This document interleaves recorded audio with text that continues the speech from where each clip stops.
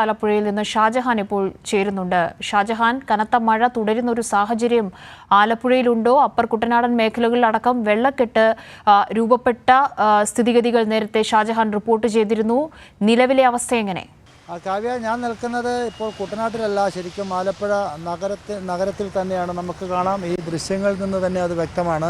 എത്രത്തോളം ശക്തമായിട്ടാണ് ആലപ്പുഴയിൽ മഴ പെയ്യുന്നത് എന്ന് നമുക്ക് വ്യക്തമാണ്. അതുകൊണ്ട് ഇന്ന് പുലർച്ചയ്ക്ക് ശേഷമാണ് ഇത്ര ശക്തമായൊരു മഴ നമുക്ക് അനുഭവപ്പെട്ടത്. അതുകൊണ്ട് ഒരു 2-3 മണിക്കൂർ അതിശക്തമായൊരു മഴയാണ് ആലപ്പുഴ ജില്ലയിൽ പൊതുവെ, ആലപ്പുഴ നഗരത്തിലും ചേർത്തലയിലുമൊക്കെ തന്നെ നമുക്ക് കാണാൻ സാധിച്ചത്. കായംകുളത്തും ഒക്കെ തന്നെ ശക്തമായ മഴയാണ്.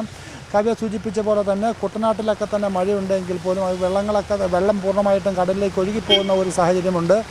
തോട്ടപ്പള്ളി സ്പിൽവേ, തണ്ണീർമുക്കം ഷട്ടറുകളിലൂടെയുമൊക്കെ വെള്ളം ശരിക്കും കടലിലേക്ക് പോകുന്നതുകൊണ്ട് തന്നെ കുട്ടനാട് പൂർണ്ണമായിട്ടും വെള്ളത്തിനടിയിലാണ് എന്ന് നമുക്ക് പറയാൻ സാധിക്കില്ല. പക്ഷേ എങ്കിലും വെള്ളക്കെട്ടുകൾ കുട്ടനാടിനെയും ബാധിച്ചിട്ടുണ്ട്. ഇപ്പോൾ നമ്മൾ കാണുന്ന പോലെ തന്നെ, ഞാനിപ്പോൾ സൂചിപ്പിച്ച പോലെ തന്നെ ആലപ്പുഴ നഗരത്തിലെ കാഴ്ചയാണ് നമ്മളിപ്പോൾ കണ്ടത്. കഴിഞ്ഞ 2-3 ദിവസമായിട്ട് ശക്തമായിട്ട് മഴയുണ്ടെങ്കിലും ഈ ഭാഗത്തൊന്നും കാര്യമായ രീതിയിൽ വെള്ളം കയറിയിട്ടില്ലായിരുന്നു. പക്ഷേ ഇന്ന് രാവിലെ മുതലുണ്ടായ മഴയിലാണ് ഈ ശക്തമായിട്ടുള്ള വെള്ളം കയറുന്നത്. നഗരത്തിൻ്റെ വിവിധ പ്രദേശങ്ങളിലും അതോടൊപ്പം തന്നെ ഗ്രാമപ്രദേശങ്ങളിലുമൊക്കെ നമുക്ക് കാണാൻ സാധിക്കുന്നത്. വീടുകളിലൊക്കെ തന്നെ കാര്യമായ രീതിയിൽ വെള്ളം കയറിയിട്ടുണ്ട്. മിക്ക വീടുകളിലും ആൾക്കാർക്ക് താമസിക്കാൻ കഴിയാത്തൊരു സ്ഥിതിവിശേഷമുണ്ട്. ഏതാണ്ട് 700ഓളം പേരെ വിവിധ ക്യാമ്പുകളിലായിട്ട് ആലപ്പുഴ ജില്ലയിൽ, പ്രത്യേകിച്ച് അമ്പലപ്പുഴ, ചെങ്ങന്നൂർ, ആലപ്പുഴ നഗരത്തിൽ ഇത്തരത്തിൽ ക്യാമ്പുകളിലേക്ക് മാറ്റിയിട്ടുണ്ട്. ശക്തമായ മഴ തുടരുകയാണെങ്കിൽ കൂടുതൽ ആളുകളെ ക്യാമ്പുകളിലേക്ക് മാറ്റേണ്ടി വരും. തീരദേശ മേഖലയിൽ കാര്യമായിട്ടുള്ള പ്രശ്നങ്ങളൊന്നും തന്നെ ഇല്ല, ക്യാമ്പുകളിലേക്ക് മാറ്റേണ്ട ഒരു സാഹചര്യമില്ല.